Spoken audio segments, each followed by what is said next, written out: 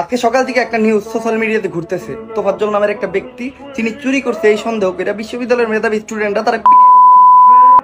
আবার এটাও জানা গেছে সে নাকি কোনো স্বাভাবিক মানুষ না, সে একটা পাগল। আমি বাদ দিলাম সে একটা পাগল, আমি মাইনে নিলাম সে একজন স্বাভাবিক মানুষ, আমি মাইনে নিলাম সে চুরি করছে।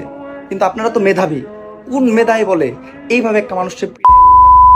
আবার একটা ভিডিওতে দেখা গেছে খাওয়ানো দাওয়ানো হয়েছে, খাওয়ানোর সময় তারা এটা জিজ্ঞাসা করা হয়েছে খাবারটা কেমন, সে বলছে ভালো। তারা যখন খাওয়ানো হইতেছিল সে কি জানতো খাবার শেষে। আর আমার কথা হইলো মারবি যেহেতু খাওয়াই লিখে, ওই তোফাজ্জল নামের বড় ভাইটাও আমার করে প্রশ্ন করতেছে যে তোরা যেহেতু আমার মাইরে এলেবি তাহলে খাওয়াই লিখে। আমাদের স্বাধীন বাংলাদেশ থেকে এমন, এটা যতবারই আমি দেখতেছি, এটার কাহিনী আমি যতবারই পড়তেছি, আমার ততবারই মাথায় আগুন উঠে যেতেছে। তো বাংলাদেশের যে প্রশাসন, সবার কাছে আমি রিকোয়েস্ট করতেছি এটার একটা সঠিক বিচার করা উচিত।